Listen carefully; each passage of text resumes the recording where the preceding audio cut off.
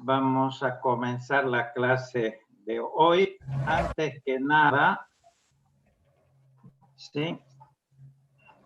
Hay tres señores, uno que se llama Juan, otro que pone Buenos días, doctor. Buenos días, buenos días. Otro que pone Rojas. Por favor, coloquen mínimamente un nombre y un apellido para identificarlo, ¿de acuerdo?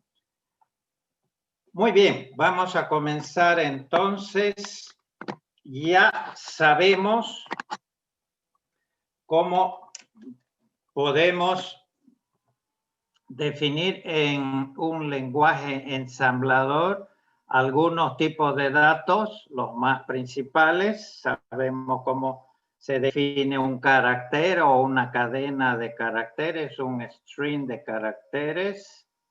Vamos a admitir a algún estudiante. Luego también sabemos cómo definir los tipos de datos numéricos, la parte de enteros con signo y sin signo. ¿Sí? Los inicializados, hemos visto, se definen en el segmento .data y las variables no inicializadas en el segmento .bss. Ahora, señores, una vez que ya nuestro programa está con datos, podemos empezar a escribir las primeras instrucciones en lenguaje ensamblador, porque obviamente una instrucción va a actuar sobre los datos del programa. Sin datos, ¿qué va a hacer el programa? ¿Ok? Bien. Entonces, empezaremos. Vamos a compartir la pantalla.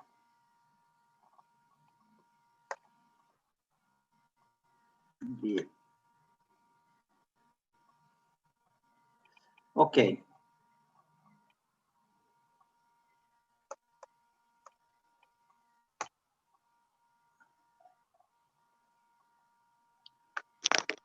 Bien.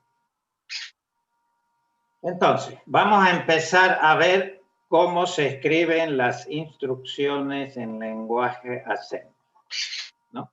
Acá dice, las instrucciones en lenguaje ensamblador tienen el formato general siguiente, 5 campos. Esto está en la documentación que les he dejado para que estudien. Ok. Entonces, una instrucción que ocupa una línea en Assembler puede tener 5 campos, de los cuales unos. El primer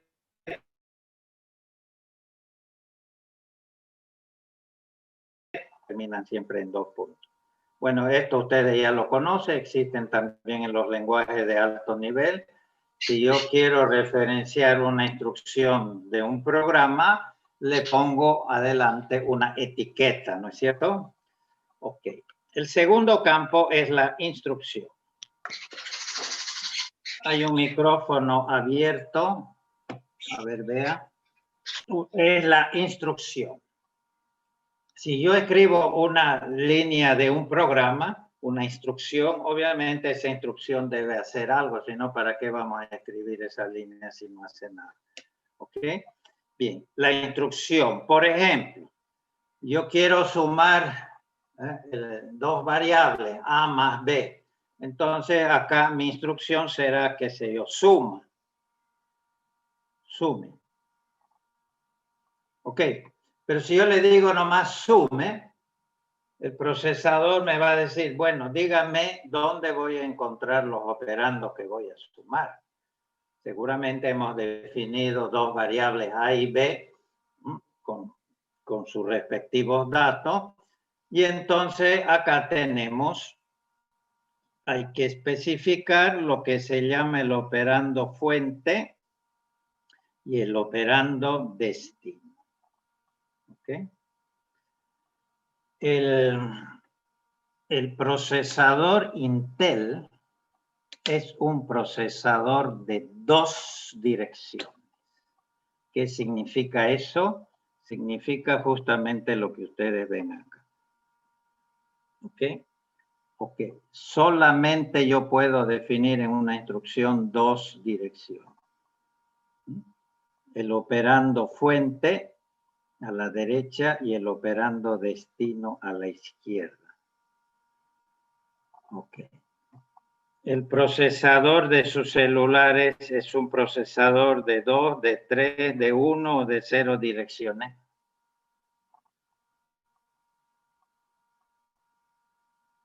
Nada.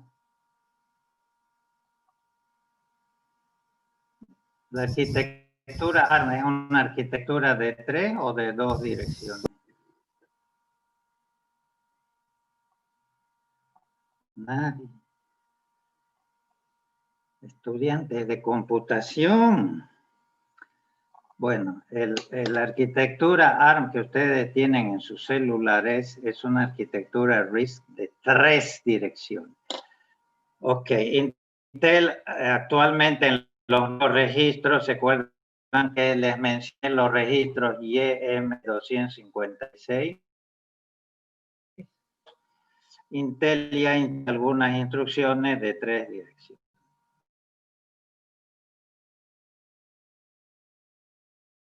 Como sabemos, punto y coma.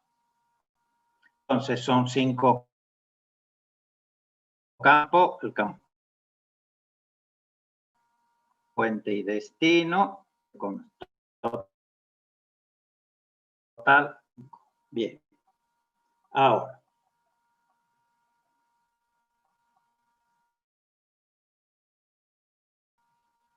nosotros hemos definido variables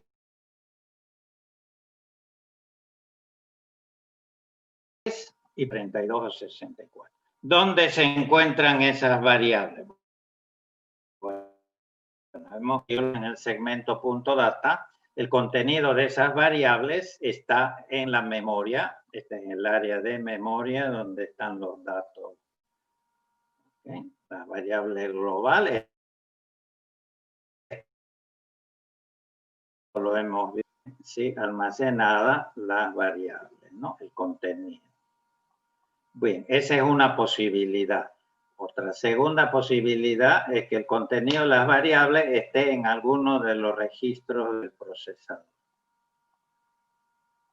Y una tercera posibilidad, ¿sí?, es que sea un dato inmediato. Que ahorita vamos a ver qué es un dato inmediato. Aunque tendrían que saberlo de esta arquitectura. Bueno, entonces, los operandos pueden estar ¿dónde? En 3 formas. Pueden estar en memoria, o pueden estar en algún registro, o puede ser un dato inmediato. Ok. Dicho eso, veamos nuestra primera instrucción. La primera instrucción se llama move en inglés y el assembler utiliza lo que se conoce como un memónico. Es decir, para especificar la instrucción, vamos a utilizar un memónico. Por ejemplo, en este caso, el memónico es solamente las 3 letras, ¿no? Los memónicos pueden tener 3, 4 o más letras. En este caso, cuidado que no hay la E, solamente move. Bueno, esto ya lo habíamos dicho.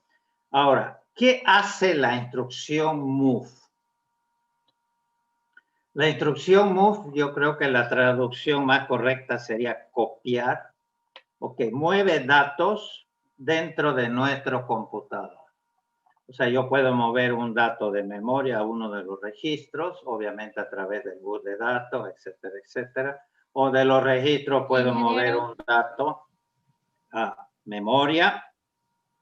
Ok, entonces estoy moviendo, copiando datos de un lugar a otro. Para eso es la instrucción move. ¿Sí? Preguntan mis compañeros si podría aceptarlos en la reunión de Zoom, por favor. Ah, ya. 7. Tiene razón, va a disculpar que estaba. Traten de ser más puntuales, por favor. 7. ¿Quién más falta?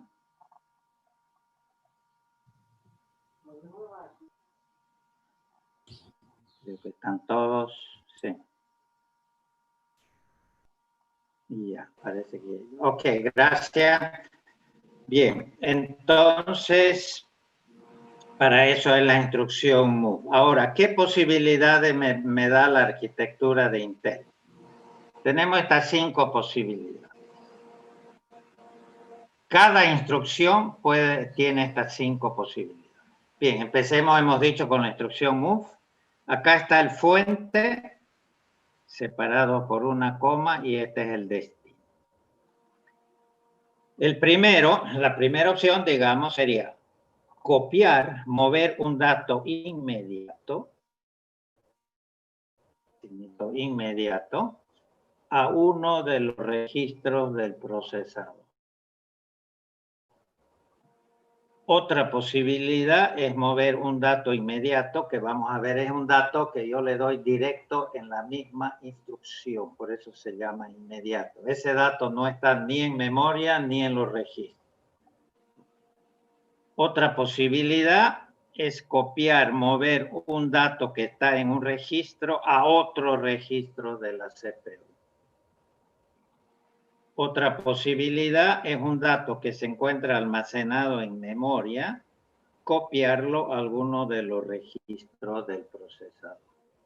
Viceversa, de alguno de los registros del procesador, copiarlo a memoria. Entonces, vamos a la práctica, veamos el primer caso. Ok, obviamente esto lo vamos a escribir en el segmento .text. Ahí se escriben las instrucciones del programa. Después, esta es una etiqueta.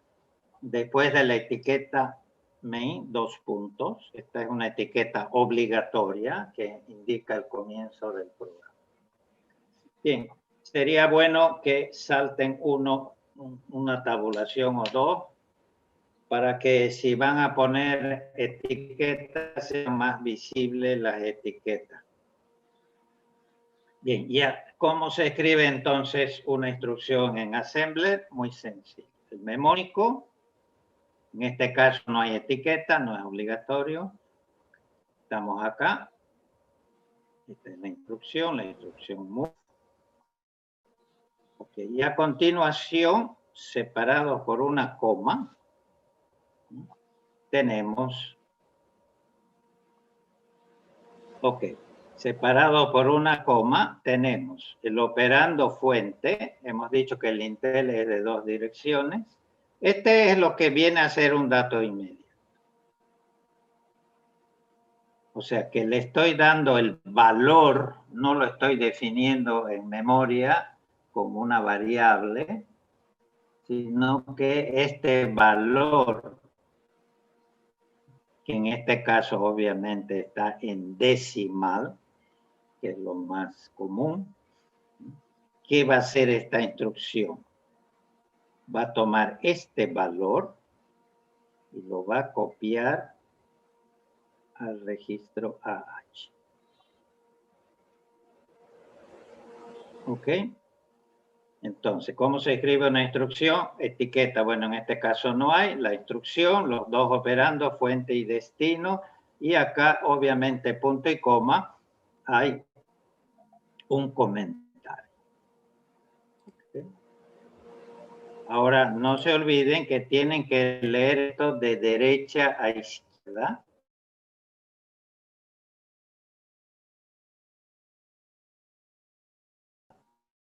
Copie este 45 a dónde? A H. Veamos en la práctica entonces. He cargado el programa, ya está, obviamente. Ahora, ustedes están en esta situación. A ver. El programa les tendría que aparecer en la, anótense, 50. ahí aparece la primera instrucción. Justamente es la primera instrucción que habíamos escrito nosotros. H,45. Move a H, obviamente. ¿Ok? Entonces, seleccionamos donde se encuentra la primera y luego con el botón derecho le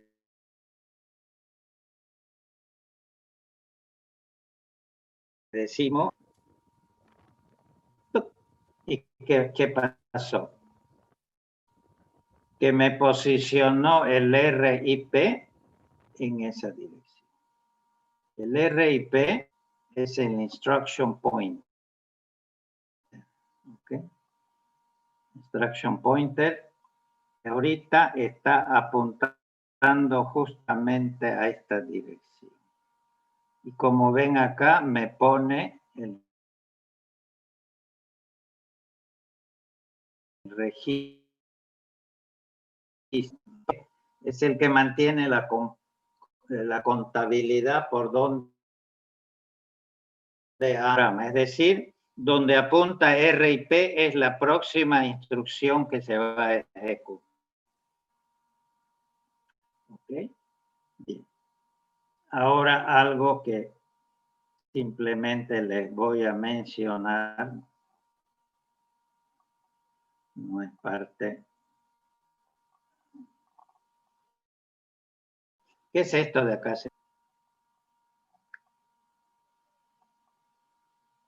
Nadie.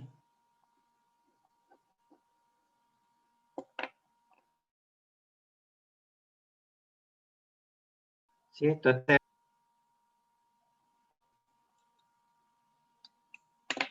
una dirección de memoria, ¿no es cierto? ¿Qué hay acá? Señor, estudiantes de computación. Los datos de la memoria.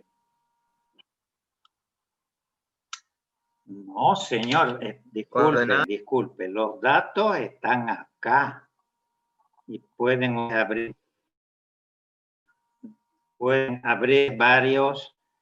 varias secciones de memoria para ver los datos. Los datos están en el segmento datos, están a partir de...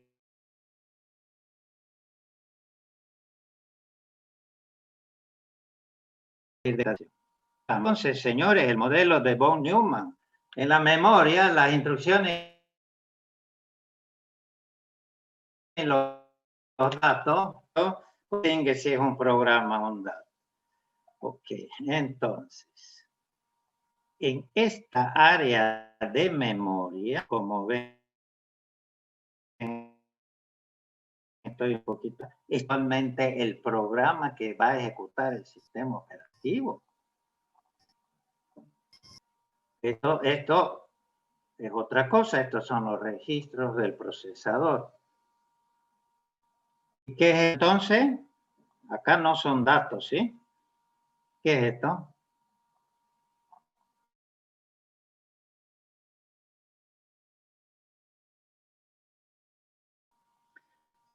De más de Intel o de la AMD, que es lo mismo. Esos son los ceros y unos que entiende la unidad de control. Cualquier programa escrito en cualquier lenguaje o también en Assembler, en final de cuentas se traduce a ceros y unos. No, es lo que entiende la unidad de control.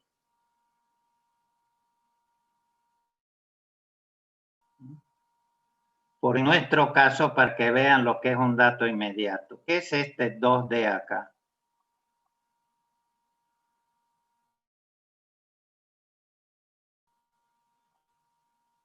Es el dato inmediato, el 45, señor, está embedido en la misma instrucción. B4. B4 es el Operation Code, el código de operación pasiva B4. Cuando termine el ciclo de fetch y empieza la decodificación. Para la unidad de control B4 significa move a H.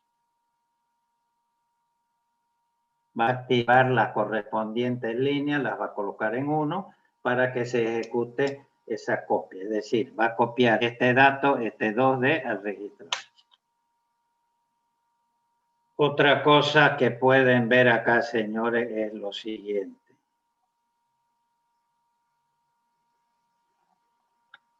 El procesador Intel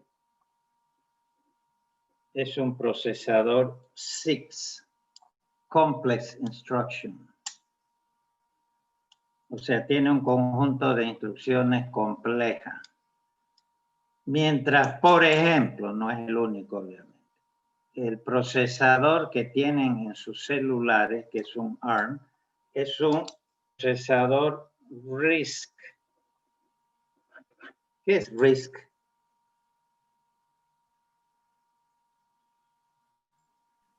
¿Podría deletrearlo? ¿RISC?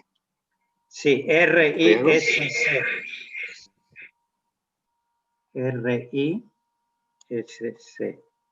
Mientras que el Intel es un 6. C-I-S-C. Bueno, RISC significa conjunto reducido de instrucciones. Bien, simplemente una idea. Fíjense el desastre acá. Esto es un acordeón. Hay instrucciones que ocupan un solo byte. Otras instrucciones ocupan 2 bytes. Otras instrucciones ocupan 1, 2, 3, 4 bytes, etcétera, etcétera. Hay instrucciones que llegan a ocupar en el Intel hasta 15 bytes.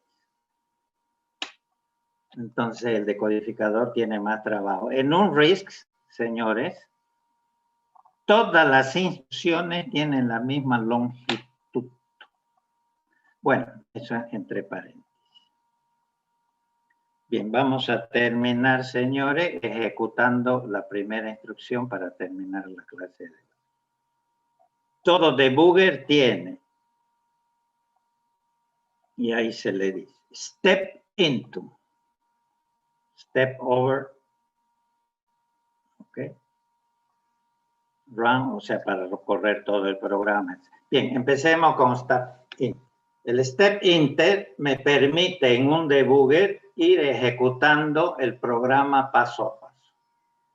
O sea, yo puedo ejecutar una instrucción, una vez ejecutada, se para y puedo yo ver qué ha pasado en los registros, en la memoria, y ahí es como se descubren los errores de los programas. Okay. Bien, entonces, bueno, la tecla de función es F7, es más fácil, F7, o le damos un clic acá, F7. Vamos a ejecutar la primera instrucción. Primera instrucción, para finalizar, va a tomar 45 y lo va a copiar al registro H. Este es un dato inmediato. Bien, voy a darle F7. Fíjense que va a cambiar. ¿Está claro dónde está AH, señores? A esta altura. Bueno, le voy a dar F7. Ahí está. Se ha ejecutado, el RIP se ha actualizado y está apuntando a la próxima instrucción. Y si ustedes ven acá, acá me dice 2D. Ha copiado 2D. Lo demás no lo hemos tocado. ¿Por qué? Porque solo estoy hablando del registro AH. ¿De acuerdo? Inclusive acá le puedo decir, a ver, muéstreme qué hay en AH. Me dicen AH hay 2D. Si es con signo es tanto. Si es sin signo es tanto, en octal o en binario. ¿Ok? Bien, bien, vamos a finalizar acá para empezar entonces el cuestionario. Antes de eso, algunas consideraciones.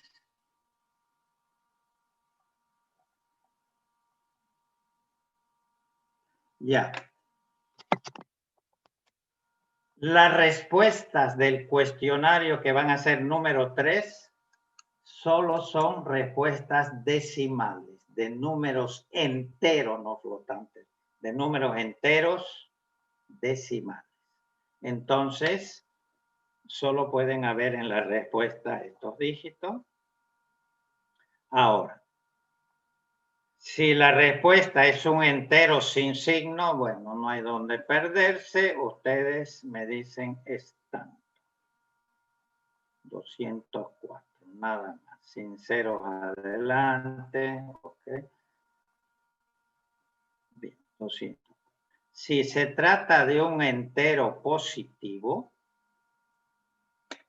escriben, por ejemplo, 35. Tal como escribimos con papel y lápiz, cuando es positivo, generalmente no le colocamos el signo más, ¿no? Entonces, por favor, si es un positivo, un entero con signo, no coloquen el signo más. Ok. Si es un entero negativo, la respuesta, obviamente, va un signo menos. ¿De acuerdo? ¿De acuerdo? ¿Está claro? Ok. Sí, doctor. Perfecto. Porque la calificación es automática. Ah, fíjense, les he habilitado, si no me he equivocado, la revisión de sus anteriores cuestionarios para que se fijen dónde han fallado, etcétera. Si hubiera algún problema, me avisa. Bien, el password, señores, creo que ya se le ha abierto, es entero 2. Pueden empezar cualquier pregunta o duda a total disposición.